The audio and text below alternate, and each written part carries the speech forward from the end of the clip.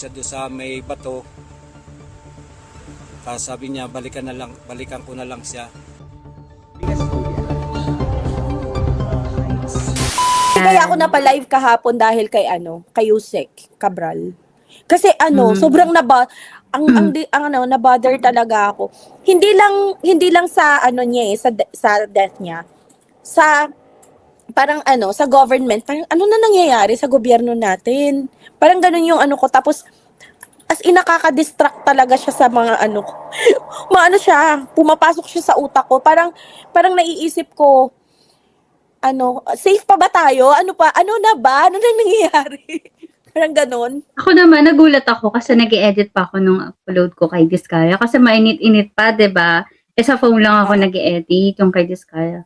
Hindi ko pwede mapalagpas kasi pag tinamad ako, wala na ako sa algo bukas. Ganun kasi yun, 'di ba? Pag may trending, pag tinamad ka, hindi pwede. Dapat ngayon siya nag-trending, ngayon ka gumawa.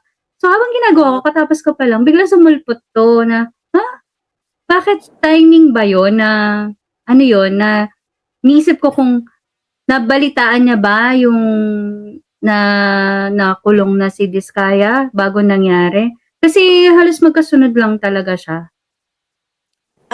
Yun yung nasa thought ko. Yun yung nasa thought ko. Pero nung nakita ko naman yung oras, parang maaga pa to eh. No? 2? Mas nauna siyang lumabas, yung balitang to. Eto. Yata. Mas Parang oo, kasi kesa si kay Diskaya, mga gabi na ba siya? Or hindi lang masyadong nag-trend yung kay Diskaya, mas naunang nag-trend to. Mas nauna ko nakita yung kay Diskaya. Baka magkaiba tayo ng algo. Kesa dito. Baka magkaiba tayo ng algorithm. Oo. Oo. Hindi ko sure kung alin ang nauna. Pero, same day. Same day lang naman din siya. So, ang weird dito, nung nakita ko na may fear of heights siya, tapos sinabing umupo siya doon. Bakit? 'Di ba? Ako may fear of heights ako. Hindi dahil sa hindi ako tumangkad. Charot. Ako naman, Beb. Takot talaga ako sa mga ganyan, may bangin, tapos, halimbawa, kahit hindi ako mismo, kahit ikaw lang na nandoon, sasawayin kita, papaalisin kita doon. Kasi ang pakiramdam ko, ako yung malalaglag. May malalaglag. Basta, ganun ka-extreme yung fear of heights ko, na kahit hindi ako yung mismong nandun, natatakot ako. Hindi kaya yon, parang diba? Ini-evaluate niya, tinetest niya na, kasi narinig ko rin yun kay Kayo, ano bang mas nakakatakot, yung death o yung phobia mo? So siguro mas nakakatakot yung yung mamatay. Ganon. Pero ang inisip ko, baka tinetest niya if I can conquer yung phobia ko, yung fear ko of sa heights, maybe ay maisa sa katuparan ko yung yung ganon, the S word. The S word. Pwede ba natin sabihin yun? Ganon. Baka ganon, nasa isip niya. Tinetest niya yung waters. Kaya ko ba? So, kung kaya kong i-conquer yung fear of heights ko ngayon, then I can do it. Parang ganon. Baka ganon? My points in nonsense kasi kung mag-self-exit ka talaga, hindi mo na iisipin yung fear mo. Kasi yun ang purpose mo eh. Diba? Oh, unalive pala, unalive. Oo. Ayan nga yung nasa isip ko. Na baka nga niya, tinitest niya talaga yon. Kaya naupo muna siya. Tapos nung nakakain na siya, ay kaya ko pala, na-realize niya, kaya ko pala. Kaya bumalik siya doon. Pwede. I mean, yan yung siguro masasagot natin doon sa mga nagtatanong na bakit ka nandun kung may fear of heights ka. Yun yung naisip ko na reason. At saka kapag sa isang taong nade-depress, wala at saka yung na yun. Kung yes. ano-ano at saka yung depression mo, kasi, anong ka lang talaga. Yung alam mo yung mga tao na nasa stage ng depression, yung unalive thoughts nila, split second lang yung decision yan. Kapag walang someone na pumigil dyan, tutuloy yan. Kaya nga it's important dun sa mga depressed na mga tao na lagi silang may companion. Kasi whatever they think that very moment, yun na yung gagawin nila. Split second lang yung decision yan. totoo naman yun. At saka, pero ang inisip ko rin yung sa driver na sinabi na Mm. na pinaiwan siya. Kung concern, totoo yung genuine yung pagka-concern niya dun sa amo niya ha. Kahit magalit yung amo niya, kung ako yung driver, hindi ko iiwanan yung amo ko. Kung alam kong delikado yung kinauupuan niya, hindi ko gagawin yun. Hindi ako susunod sa kanya.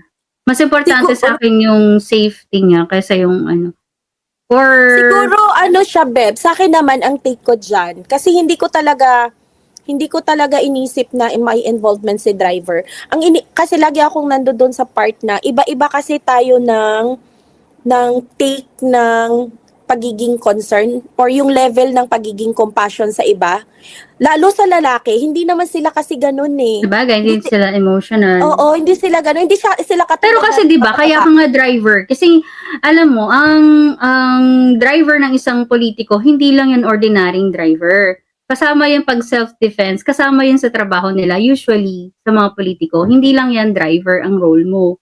To protect your boss din kasama 'yun. So, hindi ko makita kung bakit niya 'yun iniwanan kasi nasa mapanganib na ano yun. Nagets ko yung point mo kasi considering nga naman na medyo masalimuot na yung pinagdadaanan ngayon ng amo niya kasi involved nga siya sa isang napakalaking corruption scandal. So bakit mo nga naman siya iiwanan na baka anytime pwedeng may Oo, the more, 'di ba? Hindi lang kahit hindi lang sa bangin siya, eh. Oo, kung hindi man siya, pwedeng may threat na Diba? external. Oo. Gets ko yun. Hindi ko makita yung valid reason ng pag-iwan niya. Kasi, Yusek Cabral yan, hindi yan ordinaryong tao. Kilala yan eh. Prominent. Tapos may issue pa sa flood control. So, iiwanan mo doon. Asan yung protection doon? Bakit? Hindi ko talaga makita. Hindi ko sinasabing involve yung driver sa crime scene. Ang sinasabi ko, bakit mo iniwan? Alam mong yung kahit hindi siya mahulog doon, merong other na pwedeng bumaril sa kanya. Hindi kaya naman in-instructan siya ni Yusek Cabral na iwanan mo na ako. Sabi nga niya, niya. In-instructan siya. Gets ko, kasi kung in-instructan siya, Beb, ganun talaga pag driver. Susunod yan sa kung anong sabihin ng amo. Actually, ganun talaga, Beb. Unfortunately, ganun kapag may empleyado ka. Well, hindi na natin control yun. It's beyond, na. Oo. Siguro kung may mga incoherence man doon sa mga statements niya, which is hindi hindi nababahala. Ibig sabihin doon, hindi nababahala. Hindi nga takot mamatay si Yusek Cabral. Kasi siya yung nagbigay ng instruction sa driver eh. Kaya ayaw niya. Diba? Unlike sa ibang ang daming bodyguards. Pag ganyan. Example, Diskaya, nag-ask ng protection, diba? Hindi kasi sila at ease na pag lumabas sila, ganito ganyan. Compare sa kanya, pinaalis niya pa yung driver niya. So, ibig sabihin nga, hindi na siya natatakot sa buhay niya. Ayan nga yung sinabi ko, Marco. Oo. Inutusan, I mean, may instruction si Yusek. Kaya niya sinunod. Kaya siya umalis. Ang inaano ko naman dyan, isa din sa mga nasa isip ko dyan kay Yusek, feeling ko hindi talaga siya takot. Hindi na siya takot. Hindi siya takot. Kasi hindi na siya nag-worry na baka. Pero meron bang nabanggit kung bakit nakarating sila ng Cannon Road? Bakit? Anong ginagawa nila doon exactly? Meron bang? Actually, wala pa akong nababasa ng mga bakit sila nandun? Na report. Oo. Ang statements, lang narinig ko lang, yung statements pa lang ng driver niya na pumunta nga sila doon. Pero hindi nga din na sinabi kung anong sadya nila doon. Parang lang, kinuwento niya lang kung ano nangyari before at saka after. Tapos ang nakikita ko lang sa mga comment section is yung reputasyon ng Cannon Road na doon daw, bagsakan daw yun ng mga tinatapon. I don't know kung gaano katotoo. Pero, ang dami kong nababasang ganon yung pagkakakilala, description sa Cannon Road. Totoo ba? Hindi ko masabi. Itong sinasabi ni No Nonsense, actually, tinake up din siya ni Kayo, narinig ko yon yung pagkakaano ni Kayo diyan na siguro hindi na nga nagkaroon ng concern si driver na gagawin niya yun for the second time kasi nga nung first attempt niya nung dumungaw-dungaw pa lang daw siya dun sa may bangin, inano niya, sinaway niya na ma'am, wag ka dyan kasi baka malaglag ka. Tapos after nun, inano sila, parang sinita sila ng pulis na ba't kayo nandyan, kaya umalis sila tapos bumalik sila sa hotel. Tapos bumalik. Oo, kumain sila. So, kaya gets ko talaga yon na kaya hindi na rin siguro naisip ng driver na for the second time gagawin mo yon kasi nga yung first nga hindi mo ginawa, 'di ba? Kaya siguro din siya kampanting iwan. Pero kung ako yun, Pero kung ako yun, kasi iba-iba tayo mag-isip eh. Ako kasi masyado akong praning. So kung ako yon nung part dun sa part ng driver, hindi ko pa rin siya iwan nung second time. The more na hindi kita iwan, kasi bumalik ka pa bakit mo paalisin? Tapos bumalik ka dyan. Hindi kita iwanan. Of all places ako, na pwede mong tambayan, bakit trip mo doon, di ba? Ganon kasi tayong mga babae. Pero, kasi ako Parang sinabi mo ng puro tayo duda, di ba? tamang hinala kasi tayo and at times nakaka-save ng buhay yon. Pero iba Correct. kasi yung mga lalaki, hindi kasi sila ganon mag-isip. Agree ba kayo, guys? Ang dami nating kaaway dito. Hi, TV! Kayag ba kayo sa sinabi ni...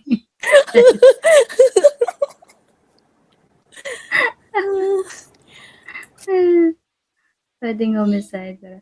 Hanggat wala pang, di pa natin masasabi kung ano totoong nangyari. Oo, Di lahat naman naman natin tayo, siyang pwedeng, lang. mga possibilities lang yon na dahil sa mga Speculations behavior lang. niya, dahil sa behavior niya, pwede na baka nga na-depress siya, kaya inisip niya na yon. Mm-mm. Tapos, di ba, questionable din ngayon na bakit ayaw ipa-autopsy ng nung una naman daw gustong ipa-autopsy ng family, tapos biglang Hindi nga na lang. nagtutugma yung statement nung Diba? asawa niya tsaka ni Remulla kasi sabi yung phones niya is nasa family. Sabi naman nung asawa, wala daw sa kanila. Kung napanood mo ba yun? Hindi magkatugma. Panood ko yun. Tsaka napanood ko rin yung interview nung asawa niya na kung in-explain niya kung bakit ayaw na nilang ipa-autopsy. Kasi nga, kinilala na nila na asawa niya yun, kinilala ng anak niya, na nanay niya yun. So ano pa bang gusto nilang patunayan? Bakit kailangan pang buksan-buksan? Kasi di ba pag in-autopsy yan, idadissect. Ay, idadissect ba? Oo, pero pag nakakuha sila kasi ng court order, ang tawag doon, yung hindi ko maalala yung term. Basta nire-reso para legal paraan na ma-autopsy yun, wala naman magagawa yung family. Kasi nga, part siya ng ano to? Importante malaman yung cause of death. Oo. Meron din kasing iba nagsasabi na basag na daw yung paa. Meron akong nabasang ganun eh. Parang basag na yung paa. Basag yung paa? Kung totoo. Oo, parang ganun. Like, basag fractured, ganun. Baka dahil parang, sa pagka-fall? Siguro, mataas, no? Hindi nga daw possible ba yun? Hindi nga Possible ba yun? Ganun kataas. Ewan ko, may Possible nag-comment lang. May Possible nag-comment bang na mabasag hindi yun? daw ganun kataas. Parang, Hindi ganun parang kataas? parang kung malalaglag ka daw doon, may chance pa na mababalian ka lang, no? I mean, Saka meron siguro pa akong baka nabasa na nagtotoo bang nagpalit ng damit? Nakapagpalit pa siya ng damit? Ay, Iba hindi na ko daw yun. alam. Hindi ko na alam yun. Hindi naman din kasi pinakita, di ba? Parang nakabalot na siya nung ni-retrieve. Hindi naman nakita. Wala akong video na nakita na yung sa damit pa. Ang nakita ko doon, bakit nakabalot ng gold? Yes! Pares tayo nang iniisip ko. Ang daming kulay. Alam ko, black yun eh. First time. Or white? Ignorante lang ba talaga ako na first time ko kasi makakita ng gold. Ang sama ng iniisip.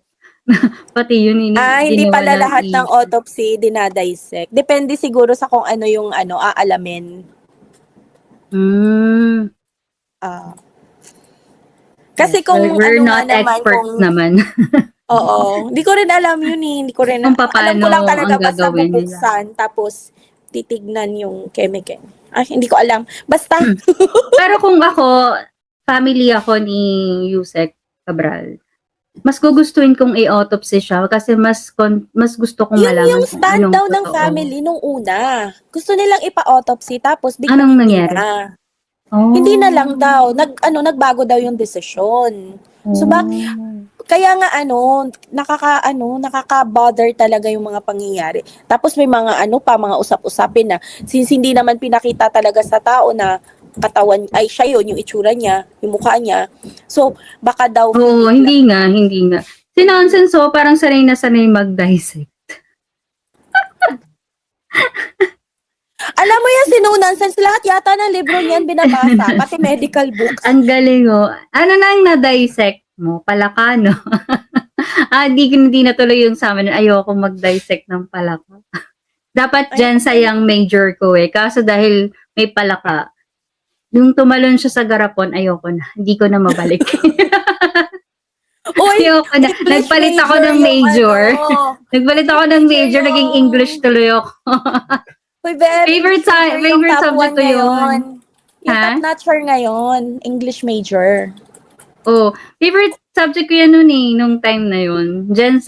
Science talaga. Pero dahil sa pagda-dissect na yan, naligaw na, napunta ko sa English. Iniwanan ko yung mga ka-block ko. Hindi educate yung family ko. Pwede, oo, pwede. Or baka tinakot, charot. Hindi ko din alam. Baka may external cheme.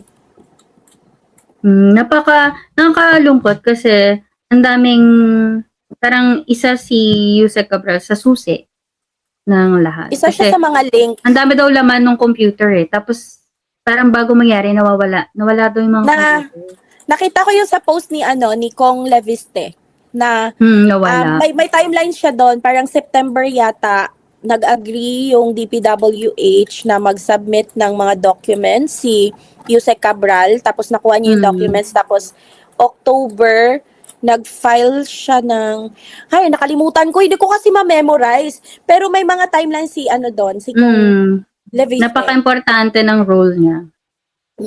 So marami talaga siyang parang ang last na nalalaman. ang last na transaction yata bago yung Unalive serye niya or Unalive Keme niya is yung ombudsman. Napunta na sa ombudsman yung files. Parang yun yung last.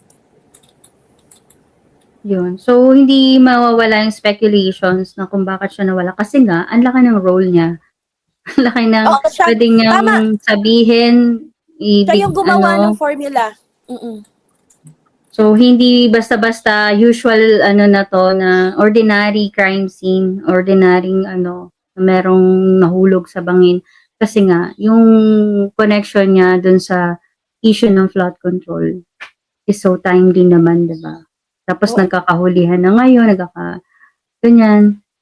So, meron ako nakita ang post ni Attorney God. Yung mga daw sa flood control, ulay daw sa mga bangin, sabi niya.